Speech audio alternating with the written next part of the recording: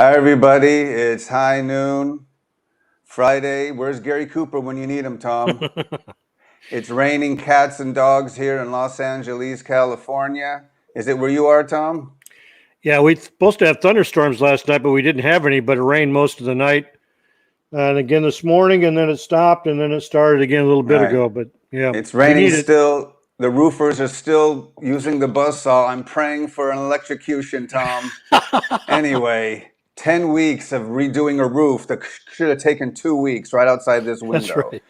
Anyway, so let's move on, Tom. Episode 35, part 3, and it'll probably be the last of the 3-part series. So you want to collect this. It's a collector's item. It's a 3-part series of spaghetti westerns, known and unknown character actors. We'll probably do a couple more of these down the road because you can't cover all of these. Oh, no, there's hundreds more. Episodes. Yeah, exactly. Right.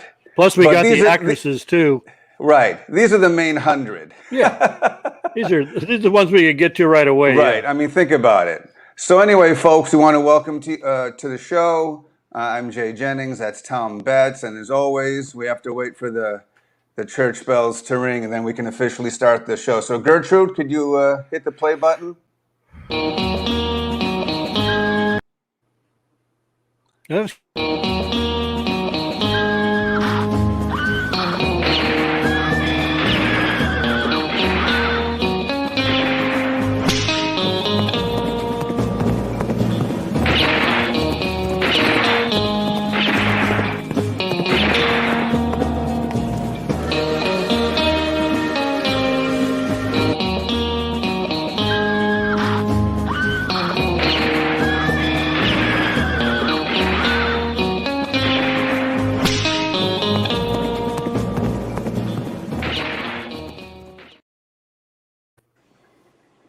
Anyway, Tom, I think I played the closing of the show. Gertrude did. Gertrude, you're fired for the 3rd time.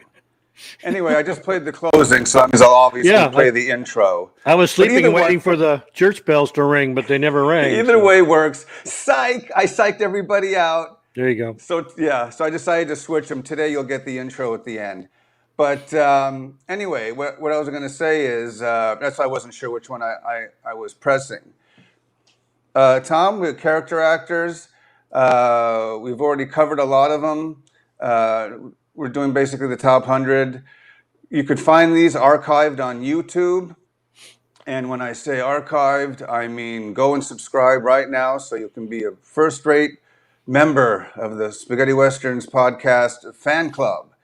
And we're going to have T-shirts and hats and coffee mugs, and the merch is going to be out there, and it's going to be one big happy family. So remember, this is the only Spaghetti Westerns podcast, right, Tom? Or you keep telling me that. I haven't found any since we started this one. Before. I found a few. They were mellow, but they don't take it to the extreme that you and I do, Tom. Well, they throw in a spaghetti western or two. Tom, we're the Bob and Ken of spaghetti westerns. Bob and Ken.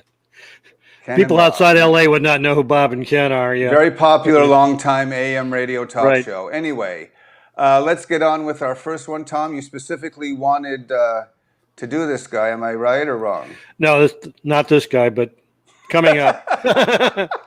We start with this one. We'll do it right. We know that. Yeah. Okay. Well, listen. I'm going to be all over the place, Tom. That's fine. So we're going to start with Manuel Muniz, Tom. Oh God. Okay, he's at the end.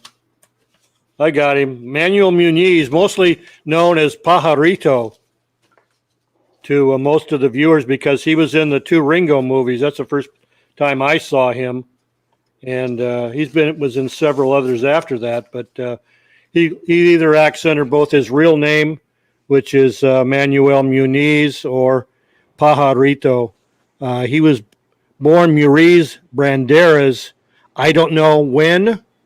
He was born in Spain, I'm sure he's passed away by now, but I don't have any birth or death information on him. Can't find it in any place. And that's what amazes me. Some of these guys were in bunches of films, not just Westerns, but other films, and you can't find any information about them.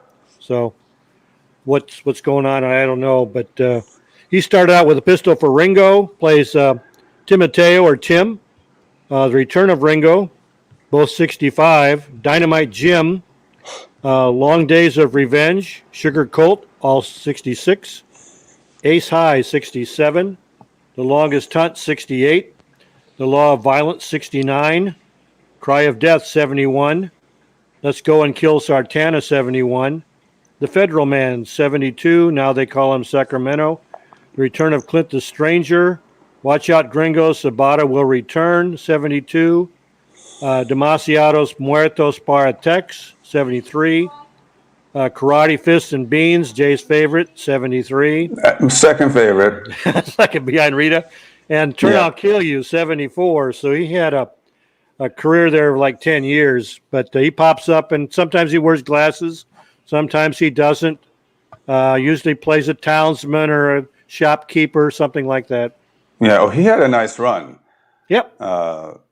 Very distinctive look. Shopkeeper, like in the old Frankenstein movies. You know, in 31, the guy, oh, don't mention Frankenstein around here. Yeah.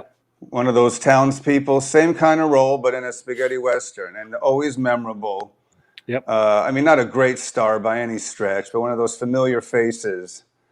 Anyway, I had a leak earlier this morning. I'm a little dead tired, so if I seem a little off today, or if I let Tom do a little bit more talking, which I hear a collective hooray, because I was up early fixing a leak out here. We're raining and had a leak near my window, and we all had to panic and leave. No, anyway, a big puddle underneath the, you know, where the door is shut, Tom, and if you take a step, the door water jam, goes in the air. Yep. Water shouldn't be there, Tom, so good old Dad had to get up and become Plumber Dad. So let's move on to our next spaghetti Western character actor who we're honoring, and that's good old Jose Jaspe, Tom, or Jaspe. Jose Jaspe, yeah. Let me get him. Hang on here, buddy. No problem. Very memorable character actor. Yeah, he's always the guy that you're asking me, who's that guy standing behind the lead actor or whatever? Right, who's running? Yeah. He played good guys, bad guys, Mexican bandits, generals. He's all over the place. That's the only name he was known as, just different spellings of Jaspe, or put an S at the end. He was born Jose Jaspe Rivas on August 10th, 1906 in Coruna, Galicia, Spain. So he's one of the older actors. He died on June 5th, 1974, so towards the end of the genre, in Madrid. He was a film, TV actor, married to actress-singer Mercedes Pacino. He started out back in 1944, the nephew of Buffalo Bill. The Implacable Three, The Sign of the Coyote, both 63. Son of Jesse James, 64. Two Violent Men, 64. The Relentless Four, 65. El Rojo, Stranger in Paso Bravo, Thompson, 1880, all 66. Killer Adios, one after the other. A Pistol for 100 Coffins, he plays a lunatic. Ringo the Lone Rider, Taste of Vengeance, and White Comanche, all in 68. Another $1 for the McGregors, Django Defies Sartana, Gunman in Town, all 70. Long Live Your Death, Red Sun, Thunder. That's where he is in Red Sun, plays the engineer. Thunder Over El Paso, all 71. Man Called Noon, plays the ranch hand in big role in Man Called Noon, Henniker. And his last one was in 73, The Three Musketeers of the West. Yeah, I mean, he's the Foster Brooks of spaghetti westerns, Tom. Yeah, he does look like Foster Brooks. Yeah, nailed it. Without being drunk, right, Tom? Yeah, he didn't play a drunk, no. Okay. No, very memorable. I think we got another screenshot of one of his roles. Yep, usually got the beard. If you don't see him with the beard, he's almost hard to recognize. Yeah, Alan Hale, the skipper from Gilligan, turned down roles like this, Tom. Anyway, so we're moving right along here on the podcast, the Once Upon a Time in Spaghetti Westerns podcast. Tom has the background. What do I have? That's Gary Hudson? I don't think so. Gary Hudson. The rare quad, the UK quad, or a half sheet out here in the US. This was one of a kind. As soon as I saw it in a store window in a certain place, I made the proprietor an offer he couldn't refuse. But anyway, we have a great selection today later in Autograph of the Week and Album of the Week and Book of the Week. I'm going to bring out a favorite. And and I don't know if we'll leak any other news, but it's good news on the horizon. That's just all we'll say. Good news on the horizon. Like a cowboy in a silhouette in the big sunset, and you know good things are going to happen. So that's all I'm going to say. So 2021, actually, after some unfortunate passings like Senor Grimaldi and some others in the last week, some good news on the Robert horizon. Jose, Antonio Sabato, yeah. Oh yeah, terrible. So, Yep. but as I said, Tom and I will hopefully have some good news in the weeks to come. Anyway, let's move on with another character actor, Tom. Who's our next? Oh, I'll tell you who the next victim You is. tell me. Oh, 100% folks, Tom's mic was fixed by Ta-da. his son Mike. Thanks to my son, yeah. It was what we had two mics on, the mic on the computer, and when I plugged this mic in, it wasn't canceling the mic on the computer, so you had Sorry, feedback. folks. Yep. Technical glitch. It'll never happen again. If it does, Mike's on call with a beeper. If you pay us enough, we'll do the show over, but Right, word by word, because I have the transcript. Anyway, our next guy that we're going to pay homage to, Tom, is kind of a rough-looking guy. Well, Romano Puppo, Tom. yeah, Romano Puppo was also known as Roman Barrett, Roman Gear, Mario Puppo, Puppo Romano. The big thing about him, he was born on March 25th, 1933, in Trieste, Friuli, Venezia, Italy. He died on May 11th, 1994, in his hometown of a heart attack. He was a stuntman, film, and TV actor, and basically people should know him as Lee Van Cleef's stunt double. Yeah, I was going to mention that, Tom. If you look at all the Lee Van Cleef films, Romano Puppo was in there. Yep. I thought you were waiting to tell that at the end, I guess. Oh, well, what happened was we talked about this when we had Mike Malloy on about Lee Van Cleef. He was in a head-on car accident back in the late 50s, and Terrible. he mangled up his leg. And the doctors told him he would never ride a horse again or even barely walk. Well, he conquered that, but he had a hard time riding.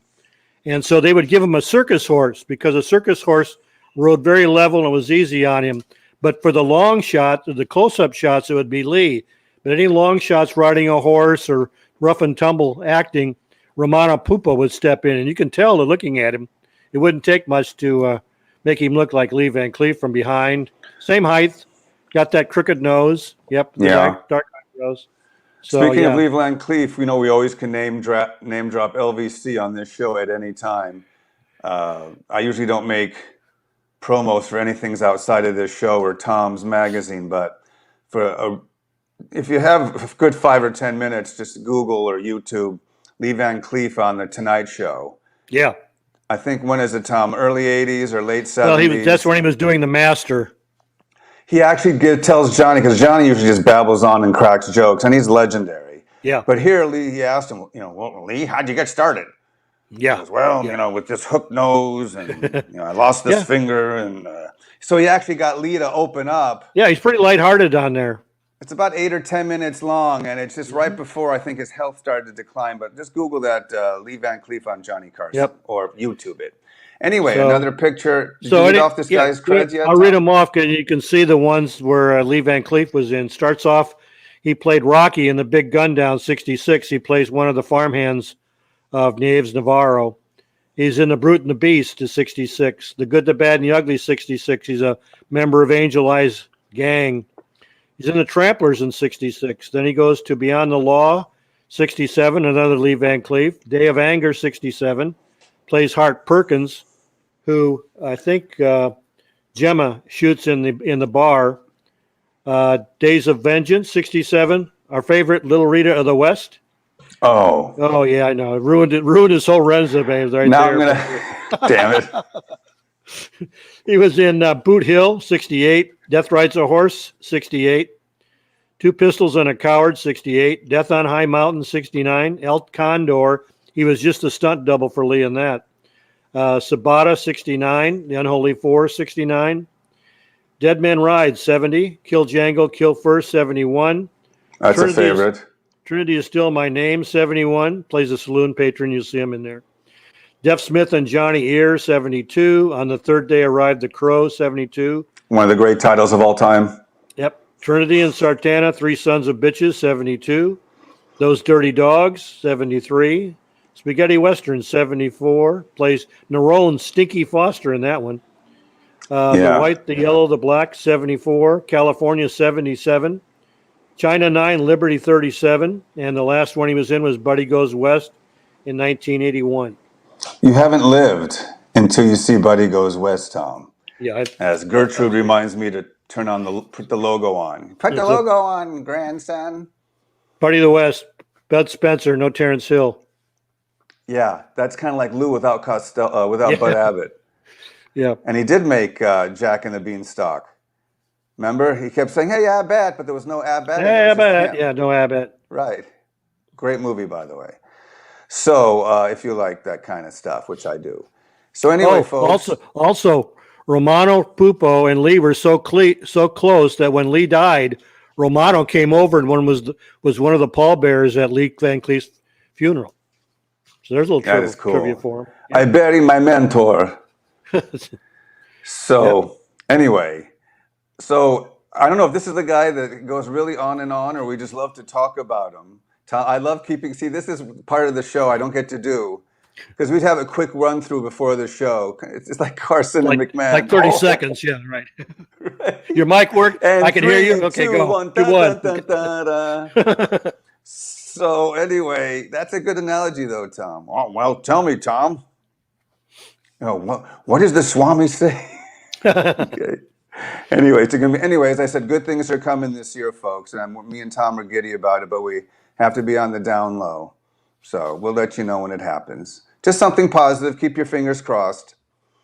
Anyway, here he is, Tom. Bum, ba, da, bum. This is his famous line. Ready, Tom? Okay. Oh, yeah. Lorenzo Robledo time. We've been talking about him for 2 episodes. Yeah, I finally put him in here. This is the guy when Clit goes back and tells him, you've been laughing at my mules. And he says, I know you're going to apologize. And then he spits. That's I know Lorenzo. you will. Yep. So Lorenzo Robledo, also known as Richard Levin, Lawrence Rambling, Lorenz Robel, just Robledo, El Robledo, Lorenz Rollator. He was born Lorenzo Robledo. Wait a minute. Lorenz Rollator. Rollator, Rohleder. How else would you spell it? Lorenz Rollator. Jack Rocks, Tom? Or no, not Jack Rocks. No. Okay. He's not Jack And you had Rocks. another one from the other day. What was it called? Another guy. Blackstone China Shop. What was his name? Oh, I don't know. I don't know what you're referring to. We were referring to all the actors' names at these revolving names, 20 names, all these spaghetti Western character actors have. So, anything comes to mind, whatever their name was. And so there's 4 or 5 that stand out that sound like they could make adult movies. Right. Oh, so but not the actors themselves. Right. So, out of all the photos, you couldn't find the one where he's actually spitting. Huh, no, Tom? I couldn't find that one. And he looks different in that one because he looks a little older and he's fatter faced. I specifically, then when you see him later, Tom, before I hung up the phone on you, I said, get one of them spitting. We'll put it in a future episode. This one here is from the Big Gun Down. When Milian leaves Lee at the water hole, he staggers through the desert, finds the Pioneer family, and that's Lorenzo. He steals. I still see him spitting, Tom. Okay. That's his whole line in the movie. That's it. Anyways, he was born on July 3rd, 1921 in Madrid.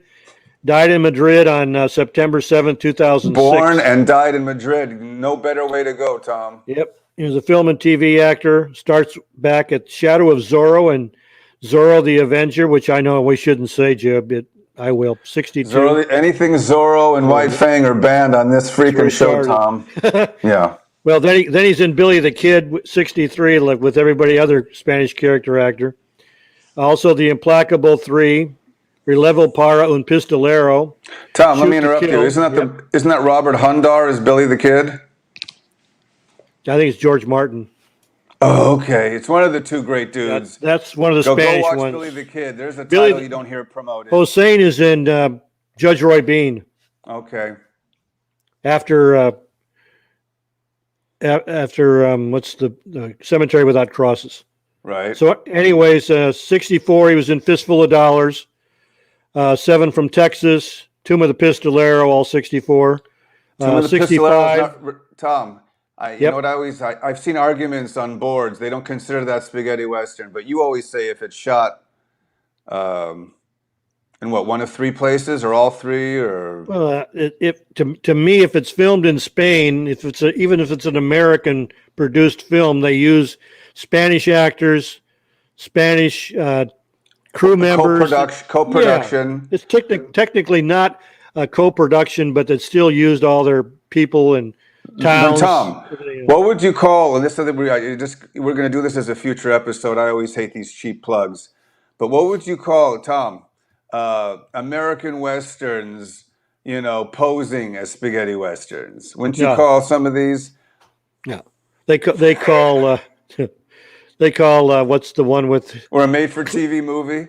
Two Mules for Sister Sarah, they call a spaghetti Western. It's not a spaghetti Western. It's filmed in Mexico, but it's American made. No. Wow. Or the Professionals, Tom? It's got to be European, based in Europe. The Professionals. No. The Man They Call Noon. Yes. Filmed in Spain. Okay, because it's a wannabe spaghetti Western. The Desperados, Tom, which we discussed earlier. Yes. Filmed in Spain. British actors and American actors, but filmed in Spain. All right, so anyway, here's Gerhard. No, we're still go back to Robledo. We got to finish him up. So after 65, we go to Black Eagle of Santa Fe, Fall of the Mohicans for a few dollars more. Hands of a Gunfighter, The Relentless Four, 7 hours of gunfire. The Big Gun Down again in 66. Fort Yuma Gold, The Good, the Bad, and the Ugly, plays Clem. Navajo Joe plays a character named Robledo. Taste for Killing, those are all 66. 67, Face to Face. A Minute to Pray, A Second to Die. Train for Durango. 68, Bury Them Deep, Cemetery Without Crosses. The Mercenary, One by One, Taste of Vengeance. $3 silver, A Bullet for Sandoval, starts 69. First of all, can we just say he's been in every spaghetti Western there ever has been? We're getting there. Gringo, Price of Power, When Satan Grips the Colt, that's all 69. 70, Compañeros, Cutthroats 9, Sabata the Killer, Sartana Kills Them All. 71, In the Dust of the Sun, Kill Django First. Long Live Your Death, Raise Your Hands, Dead Man. These Damn Pounds of Gold, What Am I Doing in the Middle of a Revolution? And then 72, Sonny and Jed. 73, Fast Hand Is Still My Name. 74, For the Apocalypse, that's where he's really tortured by Mealy. Right. Basically skins him alive. Yeah, and then just like the Black Cat with Karloff. There you go. And then finishes up in 74 in The White, the Yellow, and the Black as a soldier. White, Yellow, and the Black will soon be banned from mentioning that film on this show. Well, you can mention that one, but I can't mention Zorro. Forget it. Tom, the talent behind and in front of the camera, and that's what you get. Yeah. You're allowed to make a couple of clunkers, but at the very second should have been, no, I will not. That's a bad one. Yeah, anyway, exactly. If you're just joining us, we're 23 minutes in. It seems like 2 hours to me. To the Once Upon a Time in Spaghetti Westerns podcast, the only one in the world of its kind in history to last this long. And today's topic is Spaghetti Western Character Actors, Part 3. And I'm with the great Tom Betts, historian, known all over the world, and me, just your lowly host and poster collector. And we're going to move on after this show to do other great topics, have some more great guests. And once again, to remind you all to go to the YouTube channel. If you're watching it now, just hit that subscribe button. And you'll be the first to see this. It'll remind you, hey, the podcast's on. Yeah, we know, Friday at noon or at 3 o'clock Eastern, or we know it's 9 o'clock in Europe or 8 in the UK. We know. Doesn't matter. Subscribe, folks. Ring the bell and tell all your friends. Then we'll have one big wagon camp, Tom. Everybody will light a fire. Circle of wagons. Yep. We'll have the wagon masters there and Marty Robbins. Anyway, so let's move on to our next character actor, Tom. Just trying to keep it light and fluffy. Don't want to make this show all Lee Marvin, Tom, right? Lee Marvin, another great actor who made a couple westerns. Not really Capaloo. Spaghetti Western. Made a spaghetti Western. Spike's Gang. Oh, wait, you consider that? No. It was filmed in Spain. Come on. Oh, Ricardo no. Palacios is in it. Come Capaloo is on. more a spaghetti western Oh, than get that. lost. Hey. Ricardo Palacios is in it. It's got to be Mexican. All right, Western. Tom, I always Spaghetti defer to you. I'll never, there's no debate. What Tom says is rule. Anyway, Gerhard Herder, Tom, is our next contestant. Oh, yeah. And He didn't make that great- many, but he was so memorable. Oh, man, totally memorable. Which one is this from, Tom? Oh, that's from Big Gun Down. That's when he plays the Baron. That's what I thought. Yep. He came on. We talked about John Nudge's Spaghetti Western board, and a couple of these actors would come on. And of course, you don't know if they're real or not, but he came on and said, "I'm an old man. I don't remember very much." It's me. Yeah. Thanks for talking about me or whatever, And we're going, was that Most really of the him? time, Tom, it is them. I'm going to tell you That's something. him. Yeah, I'm sure. 8 out of 10 times, it's them. I've run into this and, Yep. oh, sure. But why would anybody waste their time being a character actor or a director that everybody thinks is forgotten? So that's a great story that you tell. A lot of these actors all, hey, thanks for mentioning me. Yep. Oh, it's not really you. Well, I'm on my ticker and I'm about to go. Yep. So you better believe me. His kid or his grandkid could have said, "Hey, I saw you mentioned on the Spaghetti Western granddad. board," and he linked him up, and he said a few words. So, yep, And that's the last you heard from him, Tom. that was it. Died a few years later. So, anyways, sad. Gerhard Herder. Gerhard Herder is his real name. He was born on April 12th, 1920, in Stuttgart, Germany. He died on February 6, 2007, in Munich. He was a film and TV actor. Didn't have a lot of roles. If you look up on IMDb, they don't list a lot unless they don't have a complete filmography or he was uncredited in a lot of earlier films. But Well, Tom, he has that Max von Sydow look going for him. there he goes. Yeah, he started out on the road to Fort Alamo in '64. Then the Big Gun Down, probably his most famous role. Yep. He was in Any Gun Can Play, '67. Professionals for a Massacre in '67. Two Faces of the Dollar, '67. Gatling Gun in '68, plays a blonde-haired guy named Mr. Bishop. Full House for the Devil in '68, and then probably his second biggest role, 1970, plays Adios Sabata, plays Colonel Skimmel. And that was it. And that was it. Okay. So let's see. I think I have one more. Sorry, Tom. Sometimes I have to do some engineering live. I think I have one more of him. Oh, this is a good shot, Tom. What film is that from? Oh, crap. What is that one? Let me get back to the... That's probably... Where are my notes? Could be two houses for the dollar. That's where he's shooting peons as they run away. How many films, Tom, open with a high, well-to-do, rich landowner shooting peons, and they're all laughing? There's Jose For sport. Theron. Yeah, for sport. Jose Theron. Did he shoot them? Jose's in that. Yeah, Jose's in that movie, right? Laugh out of him it. shoot one. Yeah, exactly. Yep, that's right. And I think there's a Million movie where it also opens with a Mexican, revolution general shooting people for fun. Oh yeah. Well, he does that in Adios Sabata. He lets them run down the street, takes a different rifle every time, and shoots them down in the street. Yeah. Dude, that's creativity of a spaghetti western, Tom. I always thought if I was going to do that, I would run in a zigzag and then just pray exactly. I got to the bush. Exactly. Pray I got to the bushes in time. Anyway, okay, so let's move on to our next spaghetti western character actor that we are honoring today on part 3 of the Once Upon a Time in Spaghetti Western podcast. One of the great last names in spaghetti western history, Tom, Franco Fantasia. Franco Fantasia, yeah. He was. He always played usually dignitaries, or when I say ranch owners. Some this people, guy. Yeah, I don't know which one that one's from. But that's the look I some- kind of remember. But anyways, yeah, he also is known as Franz Fantasia, Frank Farrell, Frank Fontana, Franz Fantasia. Frank Fontana and the Mindbenders, Frank Hamilton, but was born Francesco Fantasia in Rhodes, Wait, Tom, Italy. time out. Yep. He's in the Mindbenders? No, remember Wayne Fontana and the Mindbenders from the 60s, the British group? Oh my God. Yeah. I thought I'm you were just, naming some I'm just 71. kidding. Hold on, I'm Tom. just kidding. No, Frank no, no, no, no, Fontana. no, no, no, no, no. When you say something that sounds like some obscure 71 Chris Walken experimental kind of hallucination movie from 71, I could have swore you said the Mindbenders. Mindbenders. That's what, um, That's the name of this group. that was yeah. The Not Frank, Mindbenders. I'm just kidding. Frank Fontana was not. Tom, Was if not. you It was, don't stop that, it'll go on for an Wayne hour. Fontana And and Wayne Fontana and the Mindbenders okay. from the '60s. Well, I thought Okay, that was a. I'm just taking a play on words. Isn't that a Joe Cotton spaghetti western, Tom? No, it's not a Joe Cotton Western. The Mindbenders. The Mind. that's the Hellbenders. Oh, the You're thinking of, Hellbenders. yeah. I'm a great straight man for you, Tom. There you Okay. go, buddy. Let's move on. So, anyways, he was born in Francesco Fantasia on March 5th, 1924 in Rhodes, Italy. He died November 10th, 2002 in Rome.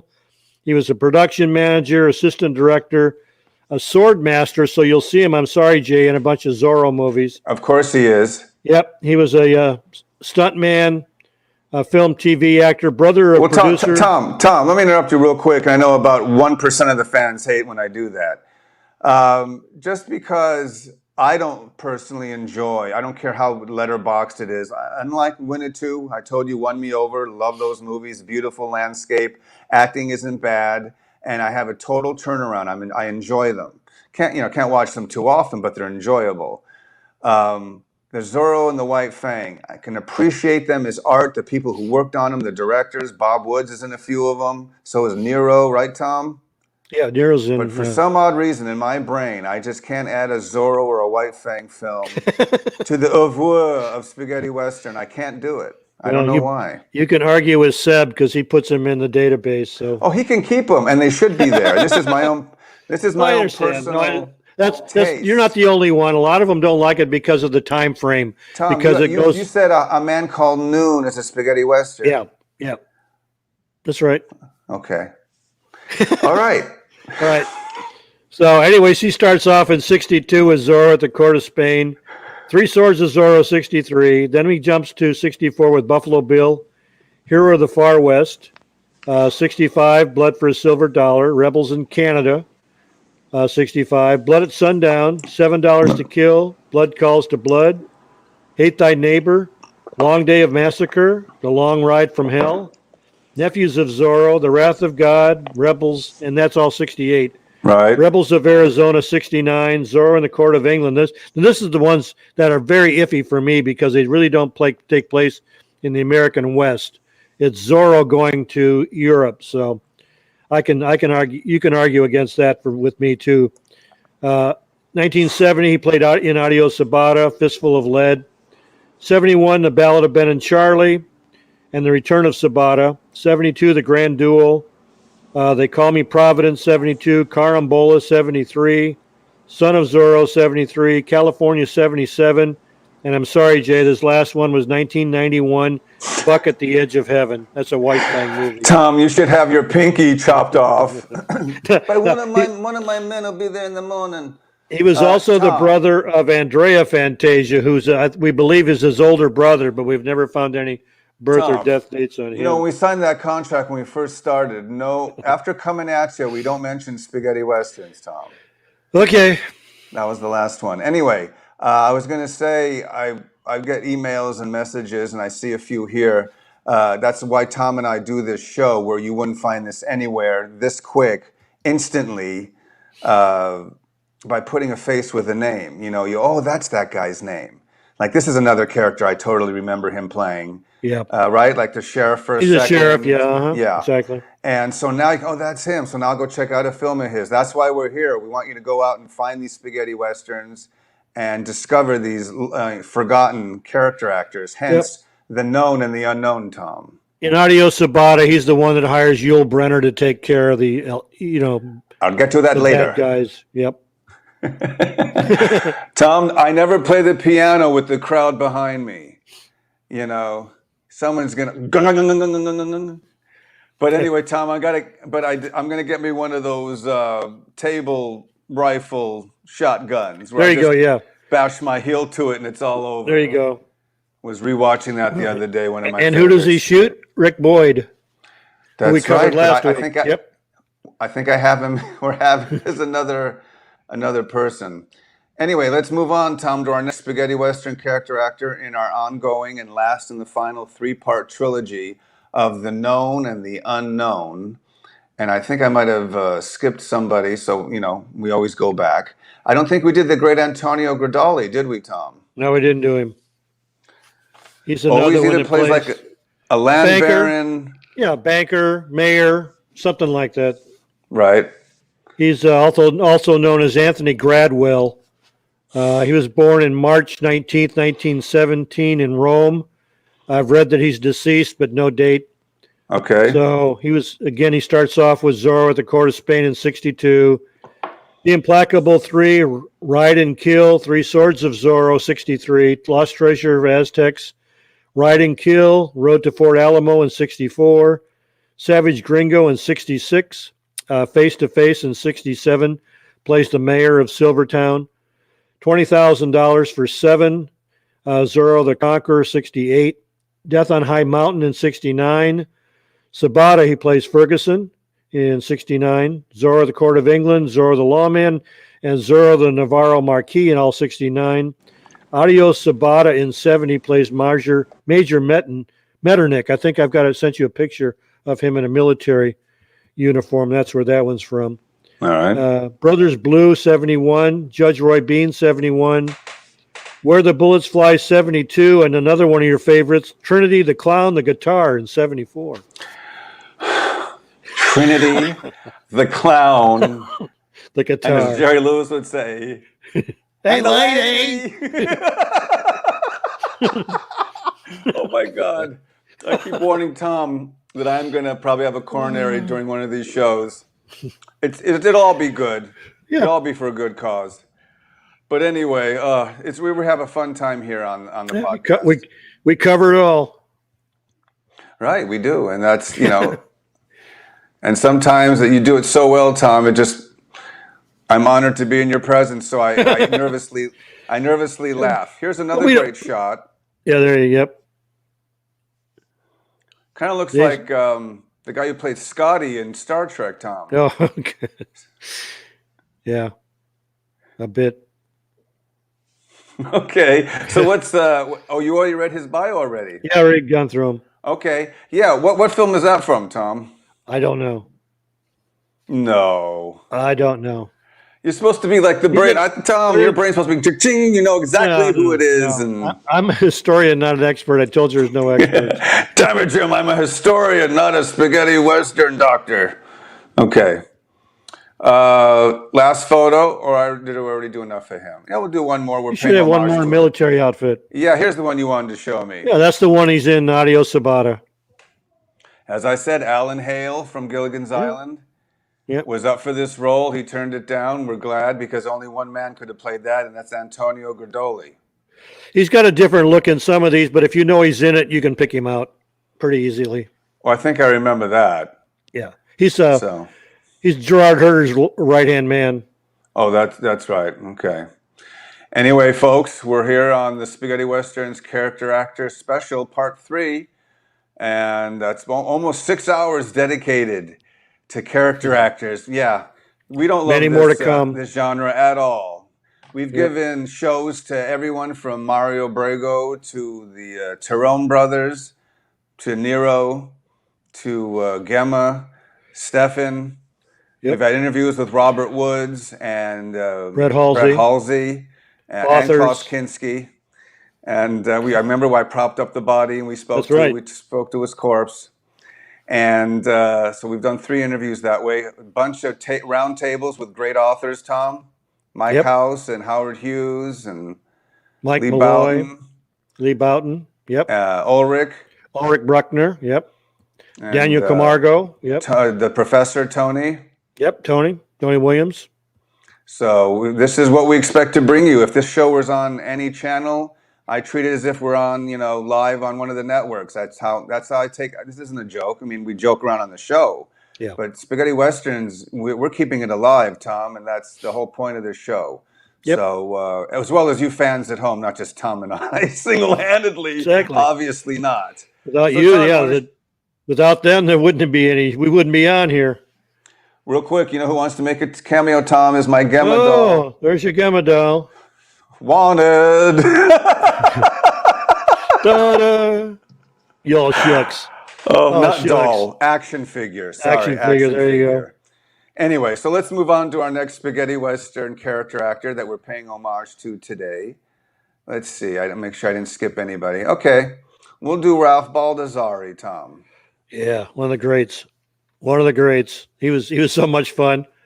Always played a bad guy, henchman, good friends with Tony Anthony. Tony told us, Bill Connolly and myself, that he and his brothers basically owned some town, that one of them was the mayor and one of them was the chief of police and one of them was this and that. I mean, they just owned this town outside of Rome. But he's also known as Raf Baldassarre, Raf Baldassarre, Rik Battaglia, Raf Baldwin, Raf Falcone, but was born Raffaele Baldassarre on January 17th, 1932 in Lecce, Italy. Died January 17th, 1995 in Rome. Was a producer, director, film, and voice actor. And again, he starts off with Shadow of Zorro, 72. Oh, man. Yep, they all start out in the Zorro movies. The Implacable 3, Sign of Coyote, 63. Outlaw of Red River, 7 from Texas. The Son of Jesse James, Tomb of the Pistolero, Wall 64. Hands of a Gunfighter, Legacy of the Incas, Relentless 4. 7 Hours of Gunfire, all 65. Navajo Joe, Rebels in Canada, Stranger in Town in 66. El Rojo, A Man Occult, and The Stranger Returns in 67. Go for Broke, Between God, the Devil, and a Winchester. Dead Men Don't Count, Go for Broke, The Great Silence. The Man Who Cried for Revenge, The Mercenary, A Pistol for 100 Coffins, The Silent Stranger, all in 68. She had a big year in 68. Goringo, Quinto Fighting Proud, Arizona Returns, 4 Gunmen of the Holy Trinity, Hey Amigo to Your Death, The Man Who Cried for Revenge, Santana Kills Them All 70, Blind Man in 71, The Buzzards and Crows Will Dig Your Grave, 71, Dig Your Grave, Friends, Sabata's Coming, The Drummer of Vengeance, These Damn Pounds of Gold, all 71, Too Much Gold for One Gringo, 72, The Prey of Vultures in 73, Get Mean in 75, Sartana Kills Them All in 71, and The Girls of the Golden Saloon in 1973. Oh, yeah. This is the guy, Jay, where Franco Nero lights his match on his teeth in The Mercenary. While he's laughing at him, he strikes his match across his teeth. Yeah. And I remember that. He's just sort of laughing with Tony Anthony in The Stranger Returns while they're choking down chicken. Yep. He's a very memorable character actor. Yep, very memorable. I can tell one of your favorites, Tom. Yep. Looks like a fun guy. Yeah. You can throw down a few with him right at the bar, Tom. Oh, he also plays the general in The Blind Man. Remember? Tony Anthony's thrown in jail with the general, and then he comes back and saves him at the end. Yeah, it's Raf Baldassarre. Yep. Right. Yeah. So anyway, these are great character actors, and we're paying homage to them and all their great work. You can see most of them have been in at least 30 spaghetti westerns. Like you said, they're all together. Yep. Some of the old timers, about 75 plus. There was a couple of shows Tom and I had to go back and forth. He'd read a dozen, I'd read a dozen. And then I had the oxygen tank right here. And I'm still using it. I got my inhaler. It's a lot of work to get this information out, especially in our declining years, Tom. Yeah, really. And I specifically mean me, because you're probably healthy as a horse. Oh, sure. I lived in LA my whole life. The sick smoke and the traffic, it's just crazy. So anyway, let's hope our mortality continues and we can bring more shows here for you week after week, because we got some great ones planned coming up. So who are our next spaghetti western star? Come on down. It's like, actually, I am like spinning a wheel. Oh, Tom, it's Louise Barboo. Yeah, Luis Barboo. Aldo Sambrell's wife was the agent for all of these guys. Frank Brana's agent, Aldo's agent, and Louis Barboo's agent. Luis was also known as Luis Bar-Boo and Lou Wills. He was born on March 20th, 1927 in Vigo, Pontevedra, Spain. Died in September 30th, 2001 in Madrid. Film and TV actor. Jay, this one he started late. He skipped the Zorro movies. He started at Cavalry Charge in 64. I can see. There you go. Charge of the 7th, Fistful of Dollars, Massacre at Fort Grant, Tomb of the Pistolero, Two Violent Men, all 64. Coffin for the Sheriff, Kid Rodello, Place Called Glory, Big Gun Down, Another Widow's Ranch Hand, 66. The God Forgives I Don't, 66. Kitosh, The Man Who Came from the North, Savage Gringo, Sugar Cult, The Ugly Ones, Blood River, 67. Clint the Stranger, 67. For a Few Bullets More, 67. Gentleman Killer.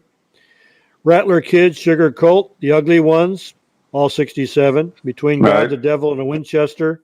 Dead Men Don't Count, Go for Broke. I Came, I Saw, I Shot. Killer Adios. That means other things too, Tom. That's right. One after the other. Ringo the Lone Rider, The Taste of Vengeance, all 68. Bullet for Sandoval, Gringo, Sundance Cassidy, and Butch the Kid, 69. Arizona Returns, Cannon for Cordoba, Doc, Annie Calder, all 70. Raise Your Hands, Dead Man, 71. Sorry, Jay. Call the Wild, 72. Three Supermen of the West, Yankee Doodler, another favorite, 73. Patience Has a Limit, We Don't. Whiskey and Ghosts, in 74. Montana Trap in 75. China 9, Liberty 37 in 78. And we have to stop. Coming at you in 1980.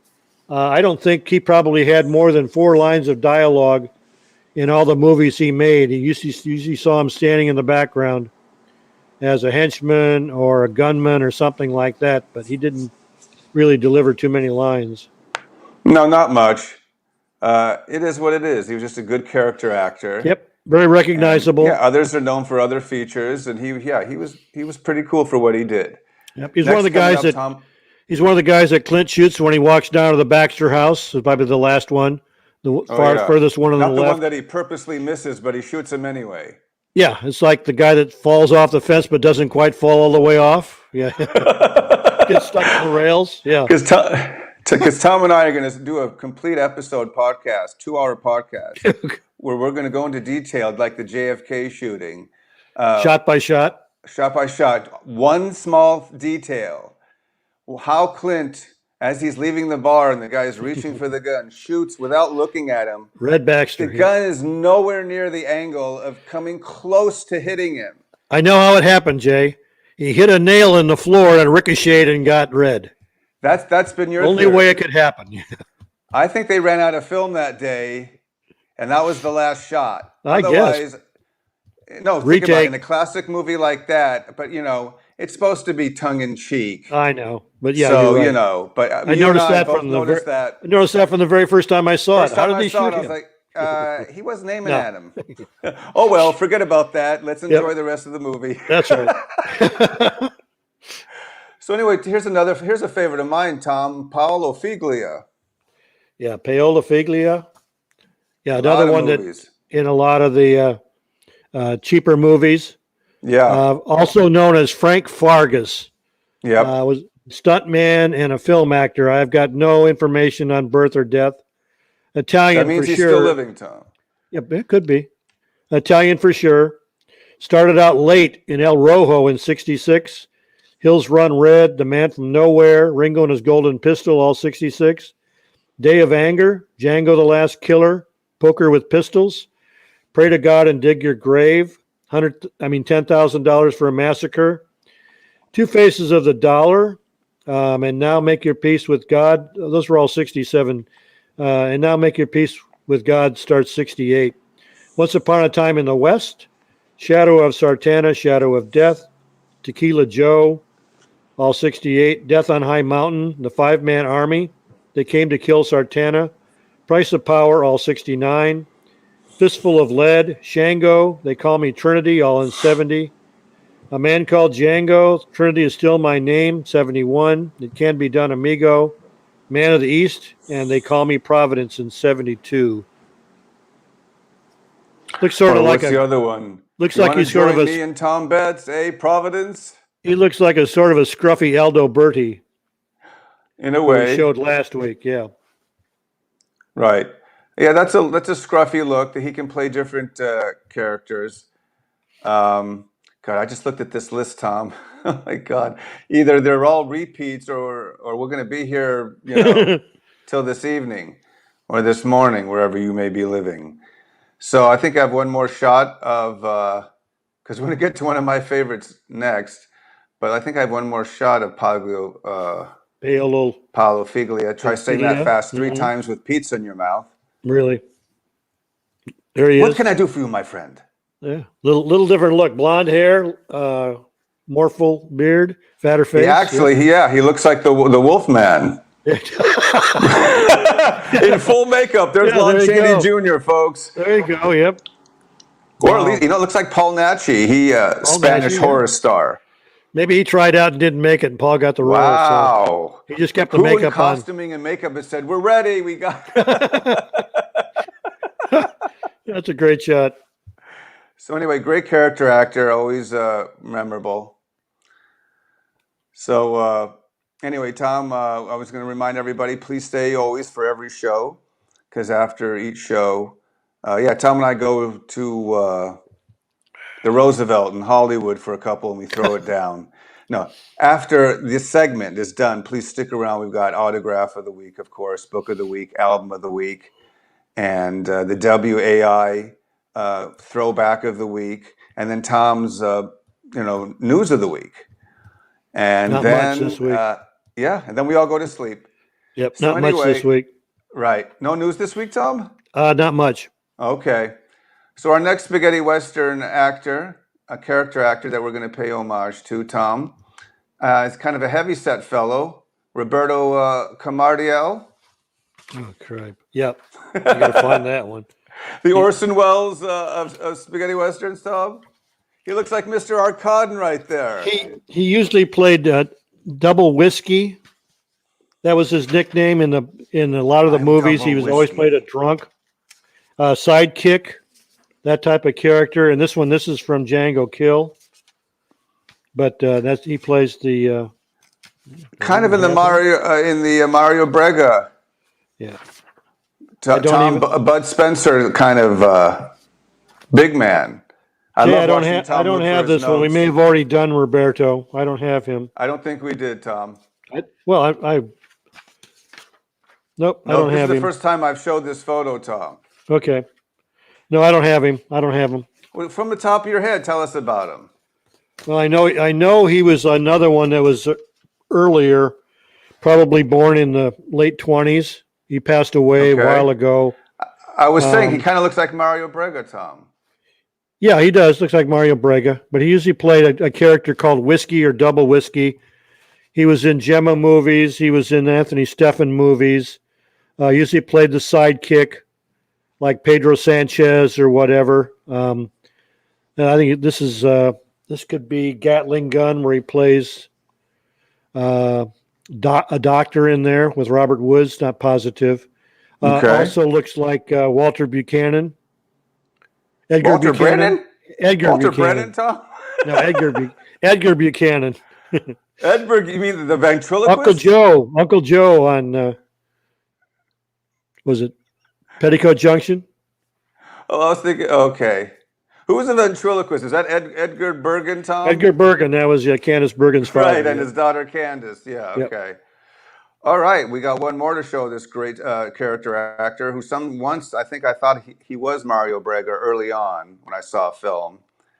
And then after further research, it could have been in an early issue of your mag, Tom, where I said, oh, okay.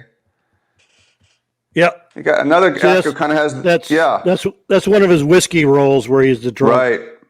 Always carries Like, a flask with him or whatever. Yeah. but he's wearing the same fake fur that Bud Spencer Yeah, wears. that could be from the Man from Nowhere or Arizona Colt. Yeah. Right. He's also the Okay. guy in For a Few Dollars More when Lee gets off the train and goes up to the window. He leans out and says, so and so just came along and added those 2 zeros to his posters. He was, as Jose Toron's character. Right.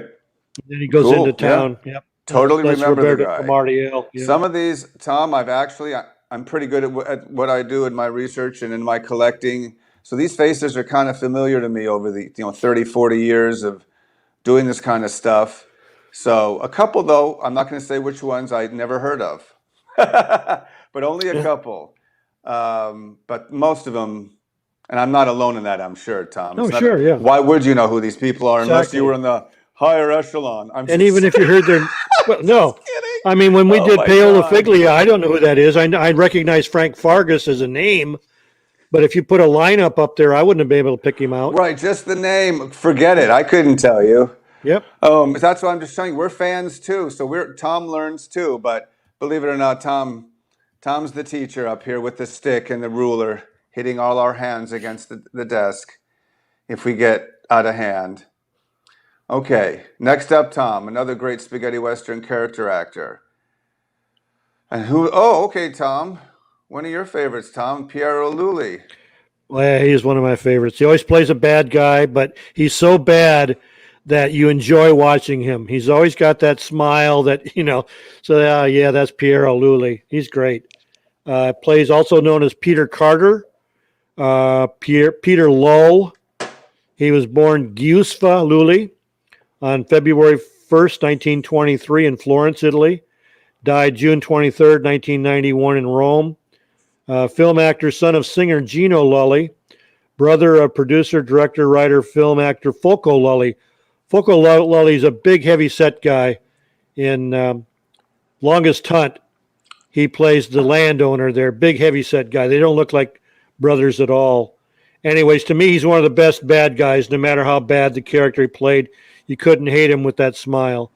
He started out, Sign of Zorro, 62. Son of the Coyote. Tom, let me interrupt you. Hold on. Yep.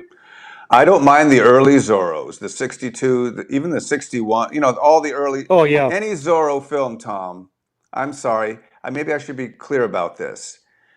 Zorro films in the early 60s, before the spaghetti western actually, got its prominence, I actually am a fan of. I actually like the way they're made, whether they're Spanish or Mexican or Italian. So don't get me wrong, Tom, some of the early Zorro films that you might call spaghetti westerns, I like. It's kind of the ones afterwards that use the Zorro name. Sons of Zorro, like Franco and Ciccio, that type of crap. Yeah, stuff like that. I can't. I think Yeah. it's given me a bad taste. It soured me on just the name Zorro. But no, Gotcha. I don't hold a grudge against them. I might. You know what? Let's just lift that ban. We'll lift the ban for the Zorro. All right. But I know what you mean. Not White Fang. Okay. Two down, one to go. We'll get him there. Then he was in Buffalo Bill, Hero of the Far West, as Red. Bullets in the Flesh, 64. Hands of a Gunfighter, 65. Django Kill, Oaks, biggest role. That's where they take the bullets out of him, those golden bullets. El Rojo, 66. The Fury of Johnny Kidd, played Sheriff Cooper. Kitosh, the Man Who Came from the North. Savage Gringo, Taste of Killing, all 66. Chimango, Dirty Outlaws, Seven Pistols for a Massacre, Shotgun, Vengeance is Mine, all 67.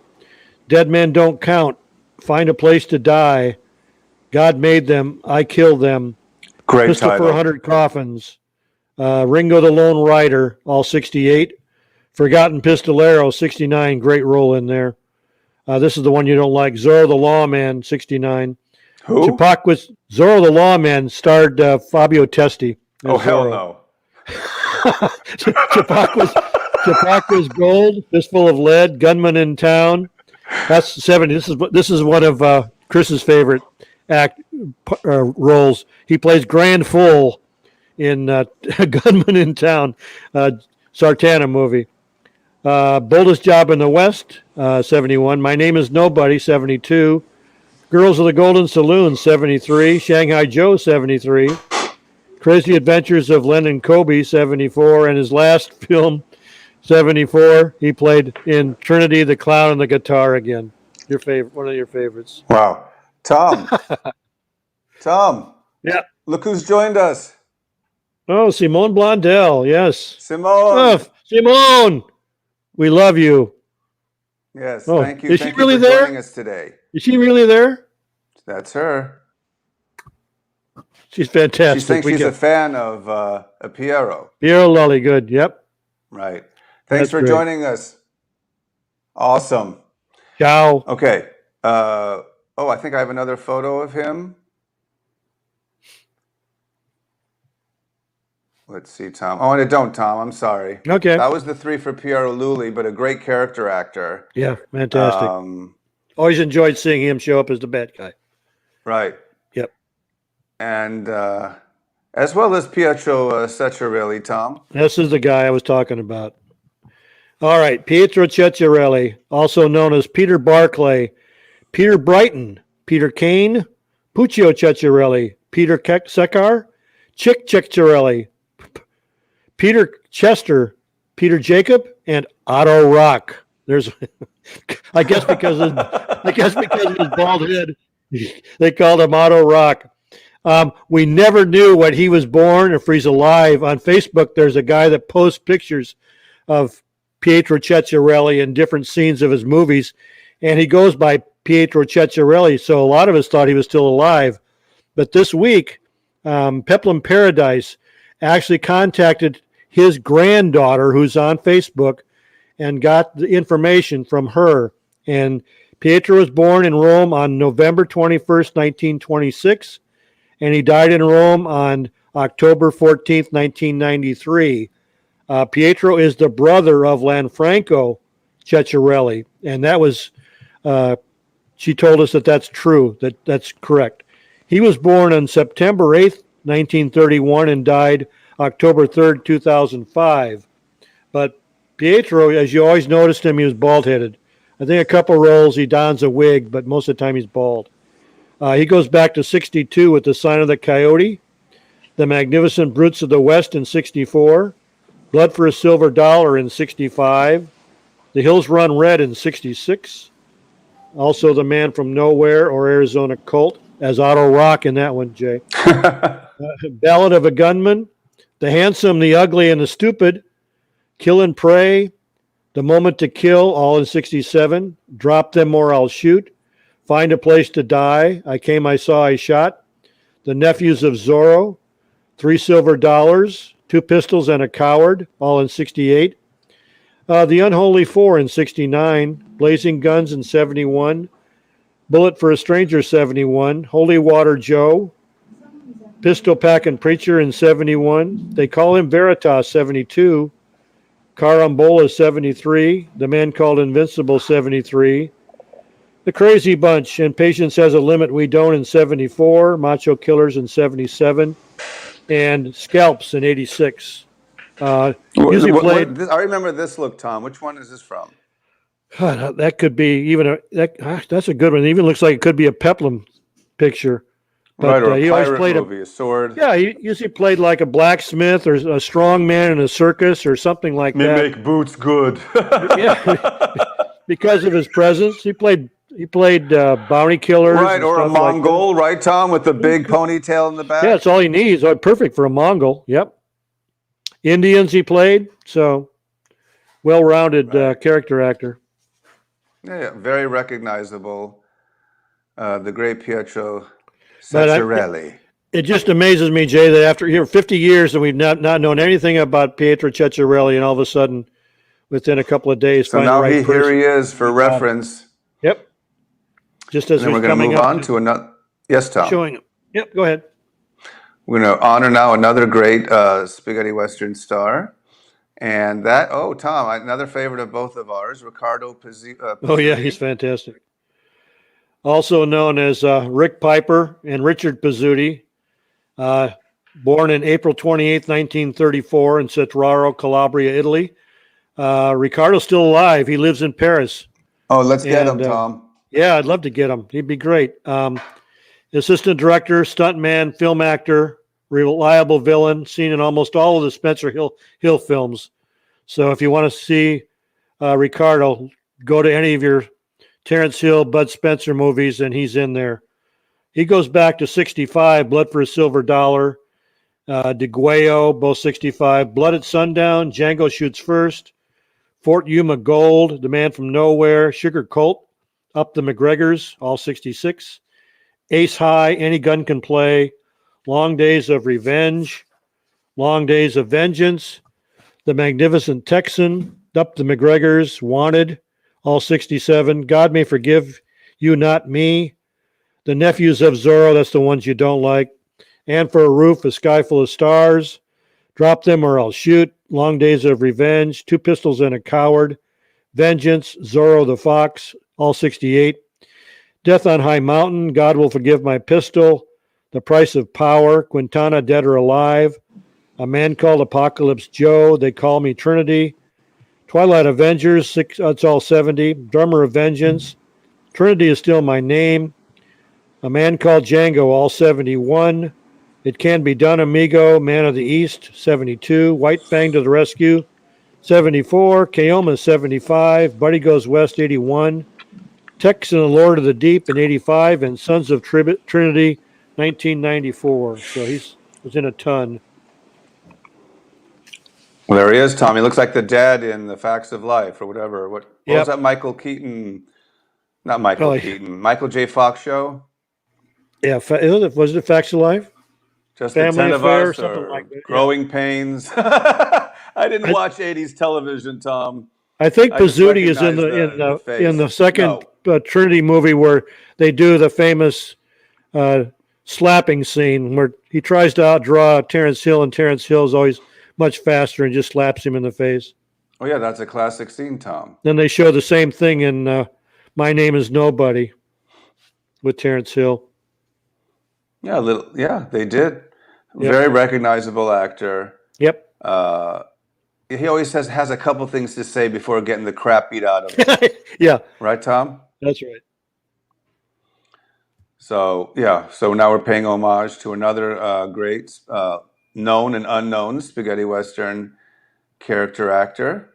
And I'm just making sure I don't skip anybody as I look through the list. Okay, we're good. We're going to move forward with the nephew of the great Richard Widmark. I'm just kidding. Tom, I love Robert Widmark because he has that Dean Reed kind of look, and I'm a Dean Reed fan, so Widmark gets points from me. Alberto Dell'Acqua,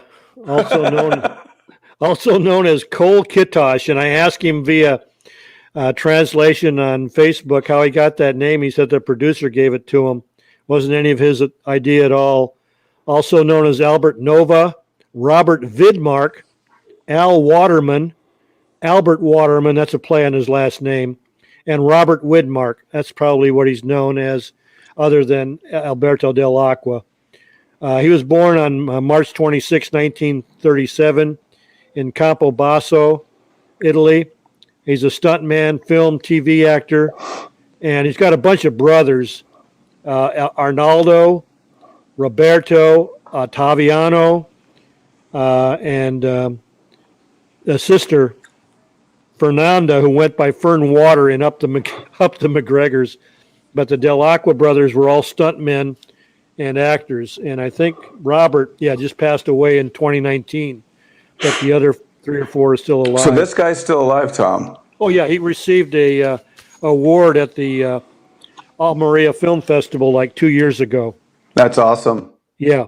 He's probably the most famous of the 4 Dell'Acqua brothers because he actually did roles where he spoke and had lines. And in Texas Adios, he plays Franco Nero's brother in that one, remember? And that was called The Avenger over here. That was his first role, played Jim Sullivan. He's also in 7 Guns for the McGregors, Up the McGregors, both 66, Killer Caliber 32, A Minute to Pray, A Second to Die, This Man Can't Die, Up the McGregors, I said that, Wanted, all 67. Vengeance, Wanted. Kill Them All and Come Back Alone. He had a big role in that one as the kid. Long Days of Hate, The Man Who Cried for Revenge, and For a Roof, A Sky Full of Stars, all 68. Boot Hill, 69. They Call Me Trinity, 70. Twilight Avengers, 70. He was in A Deserter, did stunt work. Panhandle Caliber, 38. Return of Sabata, Vendetta at Dawn, all 71. Alleluia and Sartana, Sons of God, 72. Panhandle, 38, 72. They Call Me Providence. Trinity and Sartana, Those Sons of Bitches, 72. Watch your language, Tom. I'm sorry. Son of Zorro, 73. California, 77. And Buck at the Edge of Heaven, 91. What was that last one, Tom? Buck at the Edge of Heaven. Okay. As Robert Widmark. Right. Now, he's a favorite of mine. I like Dean Reed because he's kind of that awkward rock star. This guy had a little bit of that quality in him. Also a little bit like Peter Lee Lawrence, too. Yep. So, yeah, sometimes it stands out. Too bad he wasn't a bigger... He could have probably starred in a couple films. Oh, he did well at the SOB movies. He was the star in that with Ron Ely. He was co-star. Oh, that's right. Okay. That was so late in his career that the genre was over. Yep. But he didn't get a starring role like who? Like what's his name? That character actor who got he had one starring role. Oh, Dino Strano. We talked about last week. He had one leading role. Yeah. Uh-huh. Oh, Dino Strano. Yeah. Oh, hey Jay. Man. Hey Jay, I found Roberto Camardiel. Let me quick just give his bio. Okay, move back a little bit. Okay. Okay, Roberto Camardiel, also known as Robert Camardiel and Gamardiel with a G, was born Roberto Camardiel Escudero on November 29th, 1917 in Alagon, Zaragoza, Spain. Died June 15th, 1986 in the same place of a bone disease. He was a film, TV actor, brother of actress Mercedes Camardiel. He usually played sidekick roles as a lovable drunk. And his list is too long to go through now. Just name 3 films, Tom. Well, he started with Murrieta in 63. Adios Gringo, he played Doc Vern Barfield. So we know. Also, for a few dollars more, he played the Tucumcari train station attendant. And in Gatling Gun, he played Dr. Alan Curtis. That's the one I showed him shooting the rifle behind a tree. And ended up with Black Wolf in 1980. So he had a long career. Black Wolf. Okay. It was a takeoff on a Zorro film, that's why.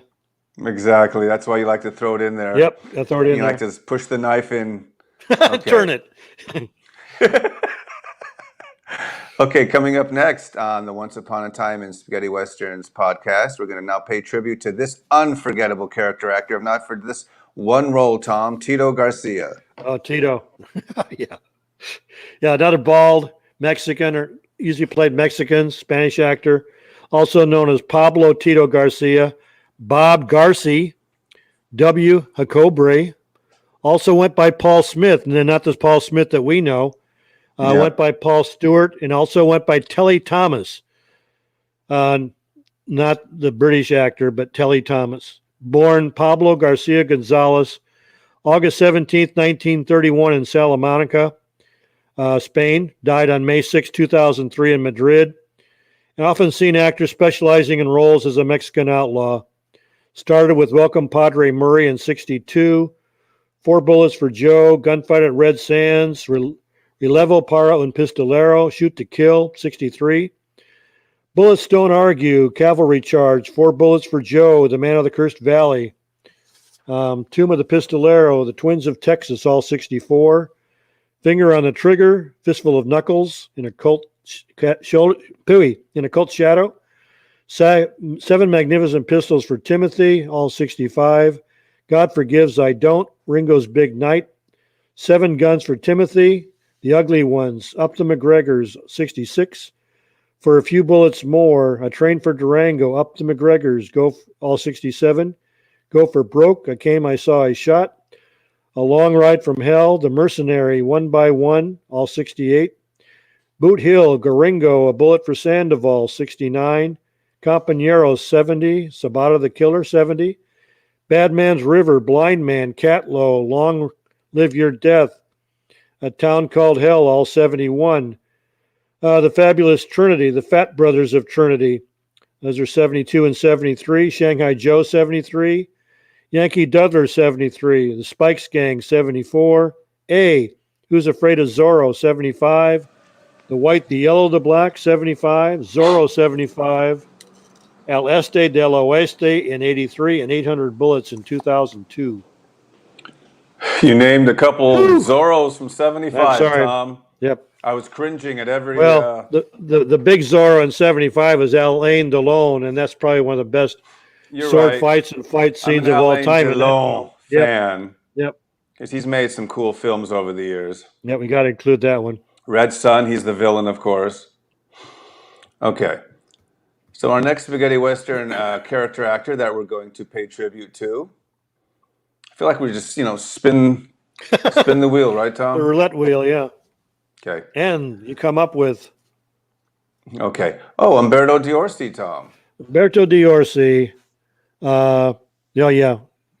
Very noticeable as town figures. He was born in July. Victor Bono, Tom. He does. Born July 30th, 1929 in Trieste, Italy. Died August 31st, 76 in Rome. He was a theater, film, TV actor, married to actress Millie Ristori. Not too long. Death Walks in Laredo. Fistful of Songs. Two Sons of Ringo. Those were 66. The Nephews of Zorro, 68. Return of Hallelujah, 72. The Man Called Invincible and Shanghai Joe in 73. And the last one was Crazy Bunch in 74. Okay. Yeah, great character actor. It was in a lot of stuff. Not a lot, but enough. Yeah. If you're in about 10 films, that's a lot.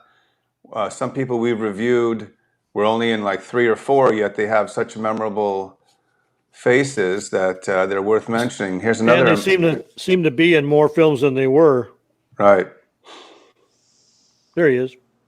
Yeah, here he played a used car salesman. Looks like it, doesn't it? Yeah. Yeah. Oh yeah, he was in Used Cars, Tom. Used Cars with Kurt Russell. With Kurt Russell, yeah.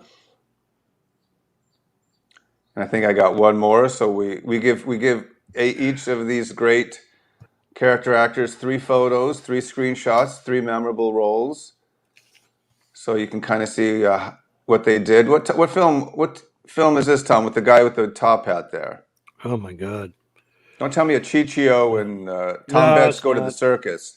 Yeah, I don't know what that one is. Doesn't look familiar. No, it's to me. an episode of the Wild Wild West. So one of the gang will chime in, say what it is. Okay. So one of the gang will chime in. I hope not.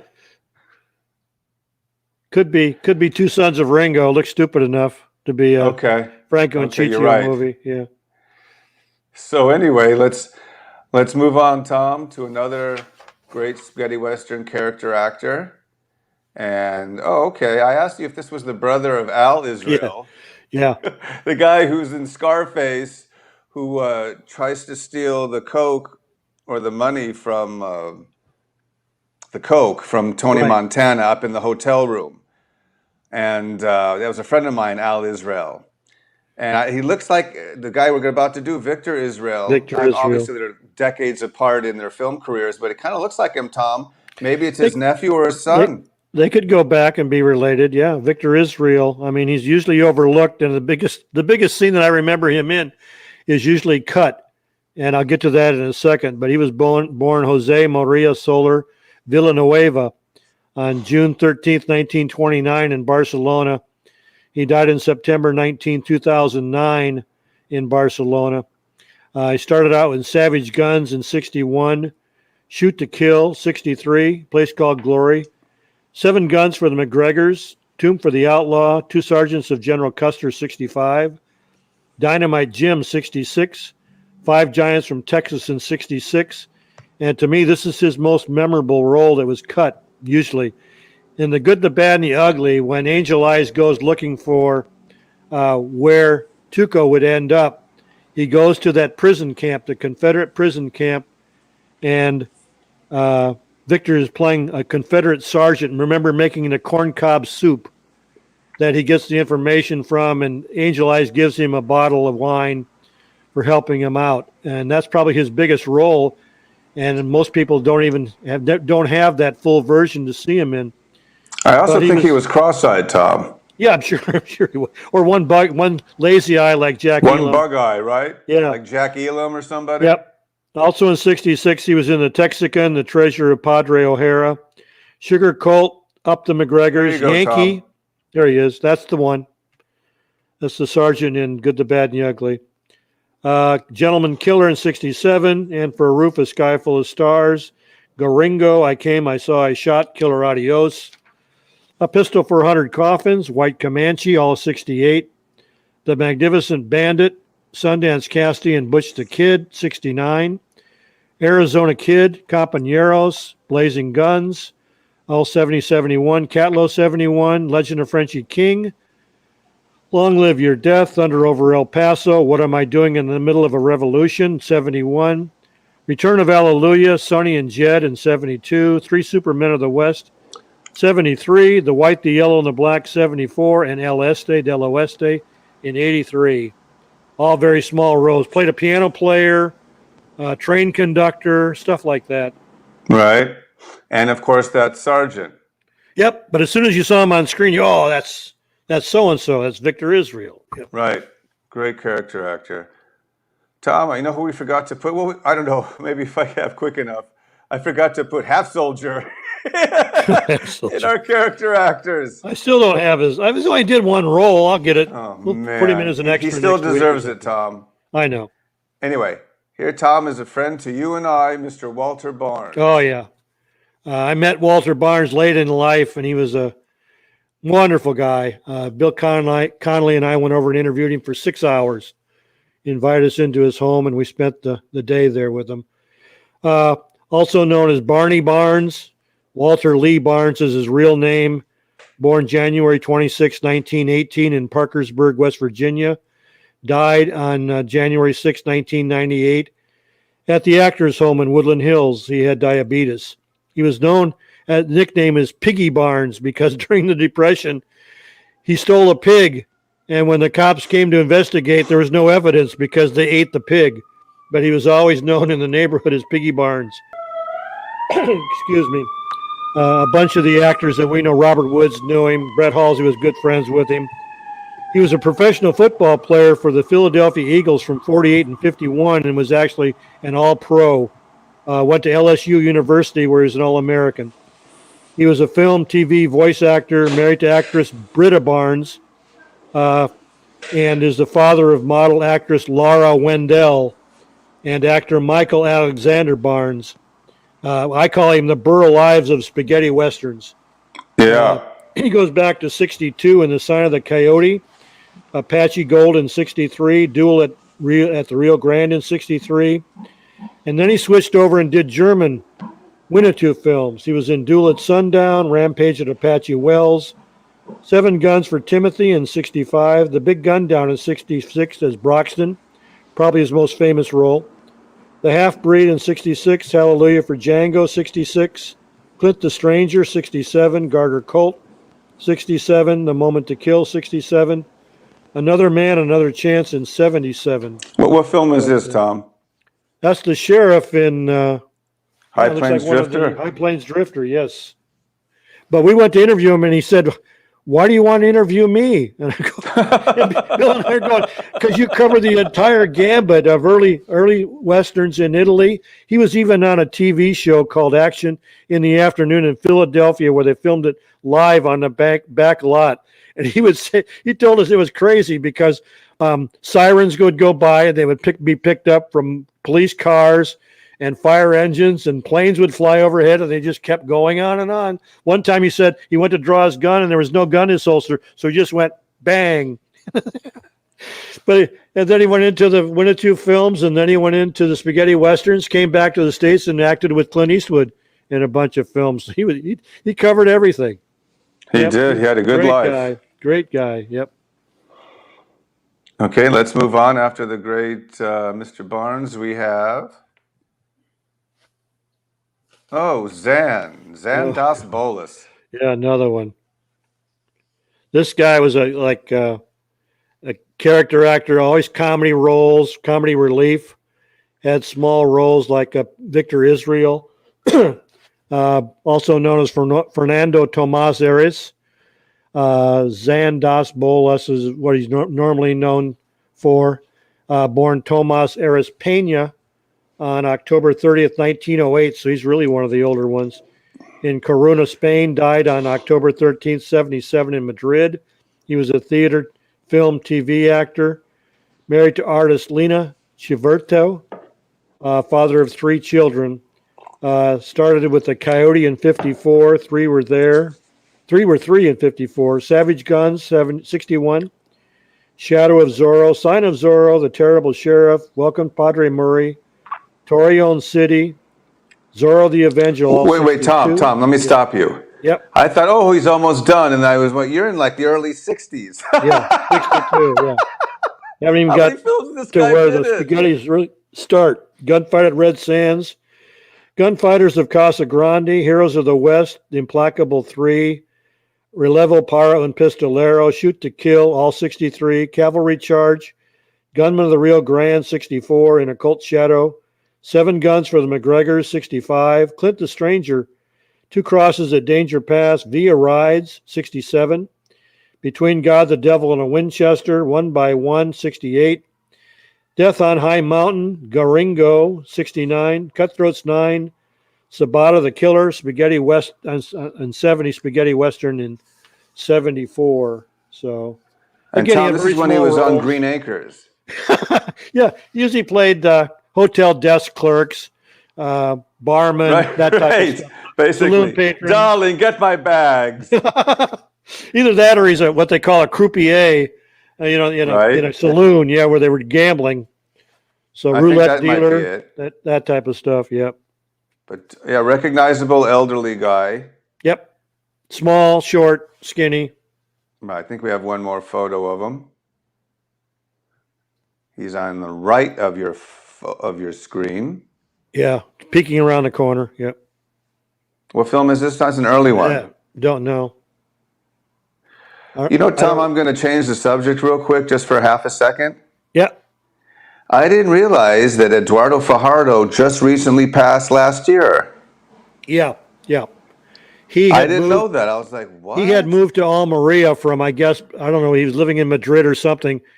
And I always got the feeling, because I speak some Spanish, Tom. Well, I got the feeling that he wanted to be a big fish in a small pond in Almeria because there's not a lot of actors there, so they would bring him out when they ever did the Almeria Film Festival and all kinds of stuff like that. But then he went to Mexico. I thought he might have died years ago, but just recently. He went to Mexico because his daughter lived there and he wanted to pass away. I didn't know there. that. I was just reading something and I said, what? Just recently? Yeah, he was old. Anyway. The great Eduardo Fajardo. Didn't we do a show on him, Tom, or some other people? We covered him.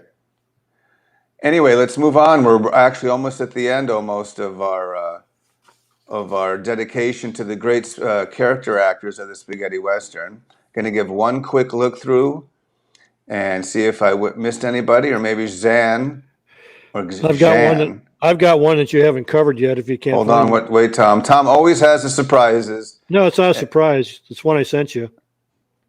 Okay, Tom. I'm looking Rik Battaglia. through. Hold on. I'm looking through. No?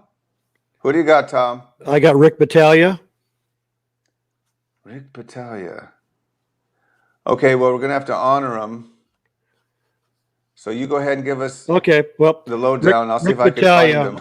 Also known as Rick Austin, Riccardo Battaglia, was born Caterino Bertaglia on February 18th, 1930 in Corbola, Italy.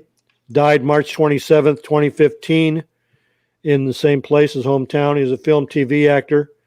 He's another one that appeared in German Westerns and the Spanish and the Spaghetti Westerns. Starts off in 64 with The Sheriff Was a Lady, Apache's Last Battle, Pyramid of the Sun God in 64, Desperado Trail 65, Legacy of the Incas 65, Thunder at the Border 66, This Man Can't Die 67, Blackjack, 68. Longest Hunt, 68. The Man with a Long Gun, 68. Chappaqua Gold, Hey Amigo to Your Death. In 70. Duck You Sucker, 71. Long Ride of Revenge, The Call of the Wild, Seven Devils on Horseback, 72. White Fang, 73. The Genius, 75. A Man Called Blade, 77. And Buck at the Edge of Heaven in 91. And he was also in an Orson Welles film that I forget. So, I just found this just as you were talking about him. He would be a supporting actor, yeah. He wasn't really a character actor. He usually played the villain or, second or third build. Good actor. Very recognizable once you know what he looks like. Rik Battaglia. Yep. Okay. I'm honest, that's the one I didn't know. So you stumped me, Tom, so you win that cookie. Anyway, so I think a quick perusal, and I think we are finished with our... Yeah, I've got everyone I've got, unless you've got a surprise. Excuse me. Thank you, Tom, for handling that. You're going to have to gargle with ginger and hot water. Yeah. So that was our tribute, 3 parts. You can go back to podcast 33, 34, and this one, 35, to learn all about the character actors of the spaghetti western. And we'll have more coming up because we can't come right. But but since we did 3 in a row, Tom always likes to just throw them in. I go, Tom, let's give the folks a break and cover other things like your hat collection. Yep. All your cowboy hats, Tom. We got to get in touch with Simone now and have her come on and find an Italian I've already interpreter. done that, Tom. That's the closest we're going to get. But thanks for asking. Oh, well. Keep dreaming. Use your charm, Tom. You email her and... No, I did. I talked to her about Jeff Cameron. She said previously he was a butcher. Yep, so I have talked to her. Okay, well, there's your interview, Tom. The most she told me was her English wasn't very good, but thank you anyway. We'll get Robert usually leave it at that, Tom. I'm not a stalker, and I'm not... I'm the same way. We'll get Brett Halsey. The lady says no. She says no. We'll get Brett or Robert on here to interpret her. So, Tom, that's if you want to handle it, you book it. You're more than welcome. Jack. Any of you guys out there that speak fluent Italian? Here's your chance. Harrison. We pay big bucks to interpreters. Who else? That's why we've never had one on the show. The great Glenn Saxon. They all love the show. They just don't want to do the show. Yeah, don't want to show. No. No, they're not tech savvy. Tech smart or it's tech amazing. Savvy. They're not tech savvy. That was tech savvy. Glenn Saxon says he hasn't got a computer yet. Someone doesn't have a computer. He ran a resort. One comes in, 2 more come out. Yeah. We contacted Roger Brown and he uses a tablet. So, what can you do? Put the feelers out to everybody you could think of. Yeah. Actually, we're just playing around. No one's actually said, no, we won't do the show. It's usually a language barrier thing. And seriousness, tech savvy. Glenn Saxon said he doesn't have a computer. Yeah. So I said, okay, well, when you pick one up, give me a call. We'll have it on the show. That's right. So anyway, that's it for our character actors, folks. Well, and the other thing, Jay, with the COVID, you can't ask somebody to go over to somebody else's house and set them up. Go next door, right? Yeah. Go across town and work with Glenn Saxon and hooking up your laptop with him. Right. So anyway, we want to thank you all for joining us here on episode 35. And just remember, wear your mask. Just kidding, folks. That's my son's. I just had it here on my desk. Anyway, so this is just an honor to be here in front of you for 35 weeks now. Tom and I thought, we would do a couple and call it a day. But no, I put a $10 right on his face. Said, Tom, 10 more bucks. Let's keep it going. I'm still waiting for it. So it'll get to you soon. But we love doing the show. It's a labor of love. And we're on here on Facebook Live and on YouTube Live. And then it's archived on both Facebook and YouTube. But the Facebook archive is just an extra icing on the cake. Facebook isn't really meant to archive it. The main one is YouTube for the archiving. That's what we want it to be. That's where we're going to, as well, we're moving on to hopefully other platforms, Tom. I was speaking to the CEO of Spotify, and I said, listen, you gave Joe Rogan 200 mil.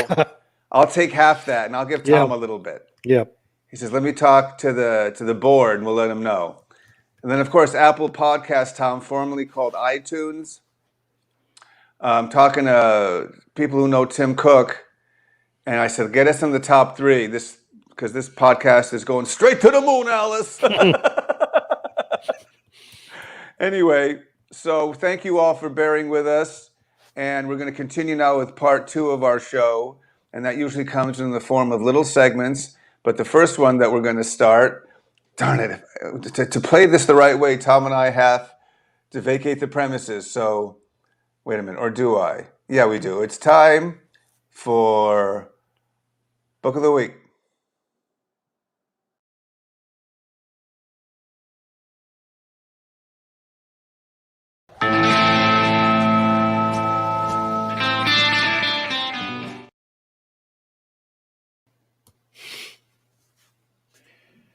Book of the week. I guess he wants me to start.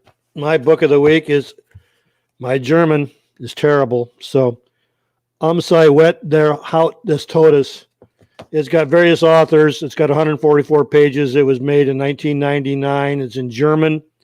It's worth about $39. It's got pictures and little articles from different authors about spaghetti westerns. That's a nice little flip book, Tom. Yep. What year did that come out? 99. Oh, okay. I don't think I've seen or heard of that one. Excuse me.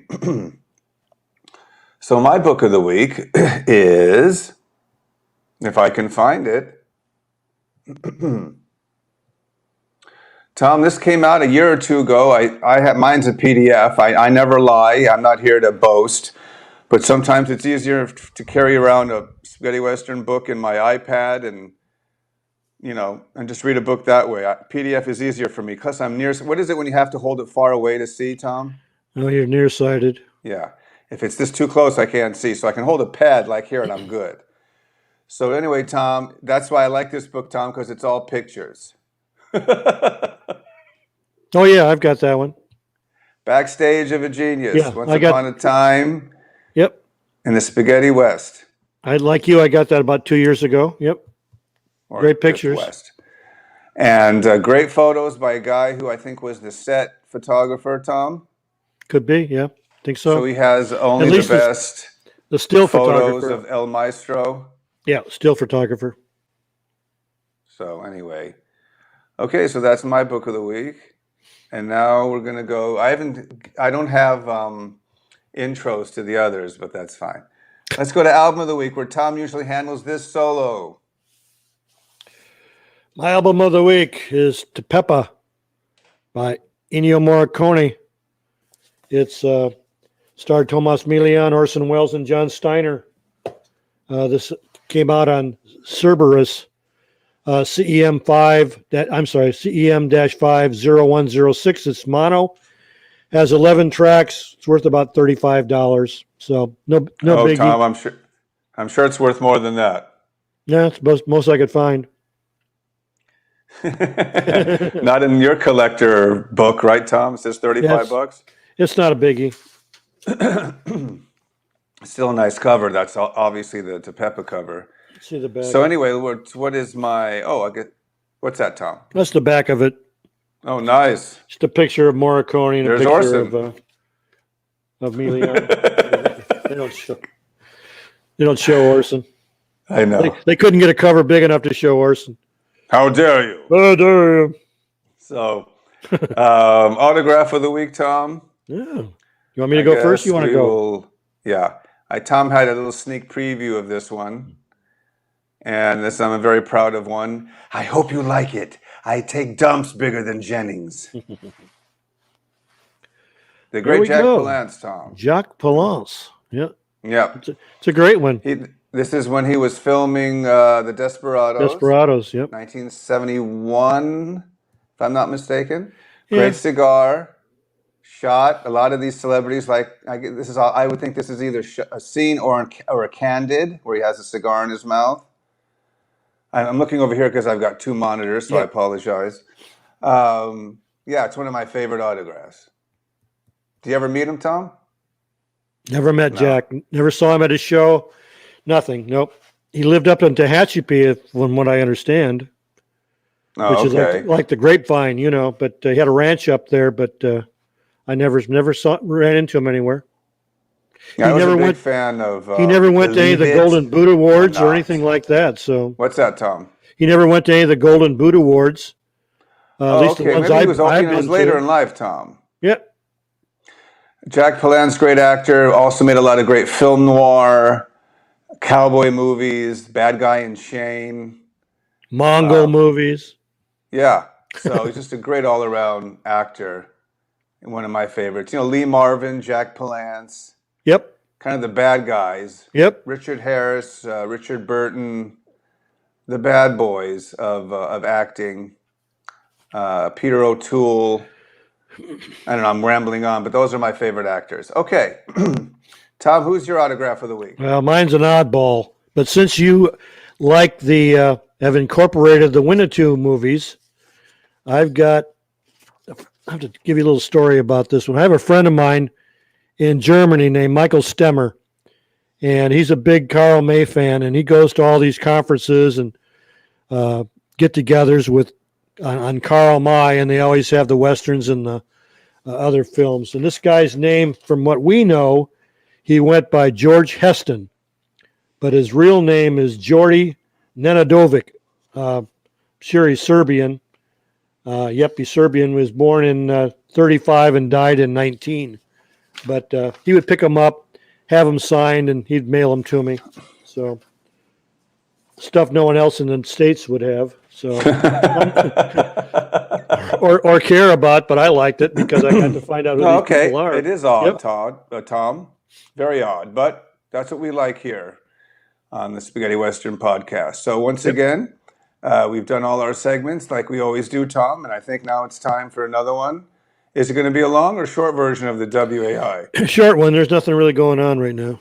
No, I mean the WAI, Tom. Oh, that one's, no, it's not too bad. Okay.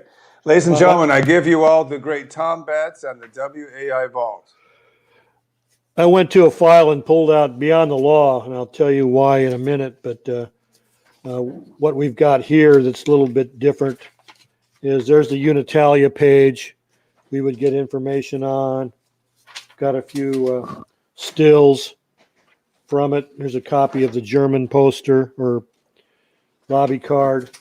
We used to get copies that people would send us, black and whites, black and white copies of the photo boosters, the German ones. Our buddy Lionel Standard.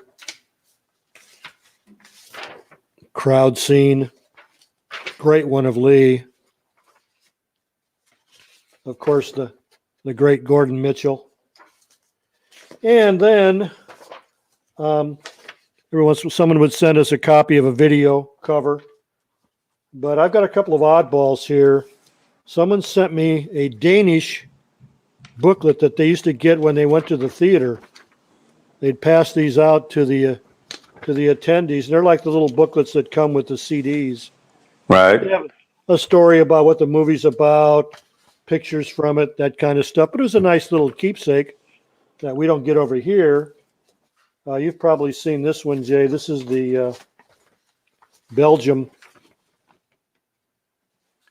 Very cool, Tom. Then I never thought that this was one of the last Lee Van Cleef Westerns I ever found. I kept reading about it, but it was never on video or whatever. And I got to thinking, was this thing ever shown in the United States as Beyond the Law? Well, a couple of years ago on eBay, I found a guy that was actually selling the exhibitor. Yeah, and there it is. Yeah, they used to hand those out, yeah. It came from Worldwide Films in North Hollywood, and it was released from what I could find out in Seattle. So that's the only American version I could find. This is the Oh, yeah. German Nice poster. one, Tom. So that's Beyond the Law. And that's what I've got on Beyond the Law for you. Oh, okay. So, but the whole issue wasn't about Beyond the Law, was it? Oh, no, we wouldn't do an issue on a particular film. It would be included in it. I've never asked you that. You always No. did multiple topics, multiple films, Yeah, even when we did an interview with like William Berger. and you put them on the cover. It was still more than just the interview. Oh, yeah, because the interview would run 20 pages, and when we'd fill it in with the Boot Hill, any CDs that came out, or sometimes we would do a filmography, and someone would do a review of one of their films, and we'd throw that in there. So we try and make it as much William Berger as we could, but yeah, there were other stuff that came in. Well, that's cool. Mm-hmm. Always fascinated by stories from the vault, the Westerns all'Italiana, great magazine of the past from the early 80s. Still going on strong on Tom's Facebook page, a separate blog. You can find them on eBay for lots of money. So anyway, because they're very rare. Tom, how many did you make how many issues per? You always ask me that. How many copies per issue? 10, 20, 30? Or, I think custom made? It varied from the first one that Tim did was 50 copies. Okay. And we got up to a couple of hundred, I would say maybe 300 copies of subscribers, And then it got to be a pain because people would discover it 5 years later and want to buy all the back issues. So that's a part of being a cult magazine. Where are the back issues? And the bad one was sending it to Europe because the postage was terrible. So I got a guy in England that would do the back issues, and I would just let him keep all the money, And that way, when it went to euros, we didn't have to. He could do the euros. I would have to go to a bank or something and transfer it over to dollars. So it alleviated all that problem. Yep. I always love learning about the old Westerns all'Italia magazine. Now it's time for.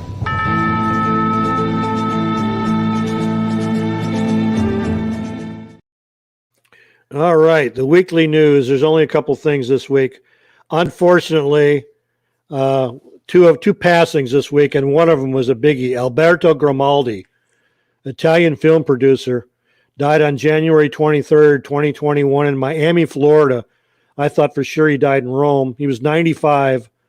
Grimaldi's credits include many spaghetti westerns such as For a Few Dollars More, The Good, the Bad, and the Ugly, The Big Gun Down, Face to Face, The Mercenary, and all the way up to Martin Scorsese's Gangs of New York. He was born in Naples on March 28th, 1925. He originally studied law before starting his own production company, which was Produzioni Europee Associate, which we know as PEA, in 1961. Grimaldi worked as a producer on over 80 films in Europe and the United States during his career, which spanned 4 decades. So when you think of Leone and the spaghetti westerns, you think of Alberto Grimaldi as the producer.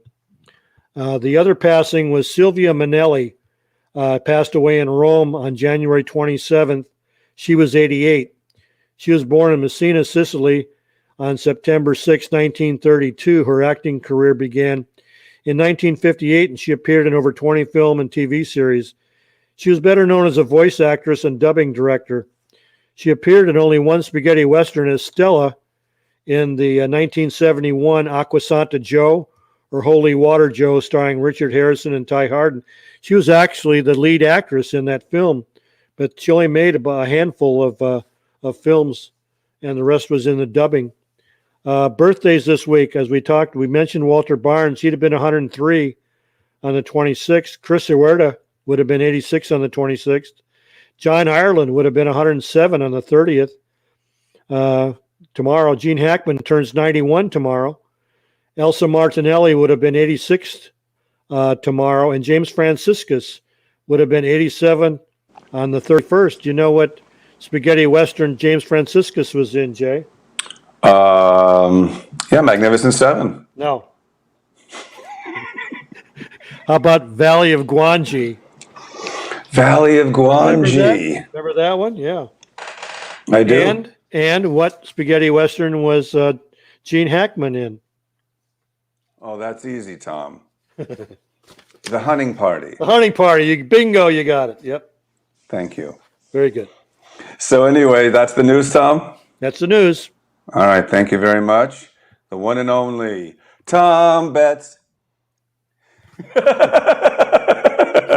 So we've covered all the things we usually cover, and we're now at the time near the end of the show where I give thanks to everybody, all the Facebook pages that give us the love and the shout outs, and where all of you see promotions for the show. It's not just from us. Sometimes There's the at least grief. a dozen other great Facebook pages that also promote this great genre, and I'm going to thank them right now. And it all begins with Tom Betts' Westerns all'Italiana, The Godfather, 800 Spaghetti Westerns in Spain, Once Upon a Time in Italy, Spaghetti Westerns with John Delaney on the right in the beard, Spaghetti Western movie posters, Il Meglio del Western all'Italiana, of course, the Blu-ray collectors at Spaghetti Westerns Unchained, Fanatiques de Western Spaghetti in France, Opera of Valencia, Spaghetti Western Fan Club, and of course, Hulk Jinun and Hideko Uno, who I actually don't use much these days because of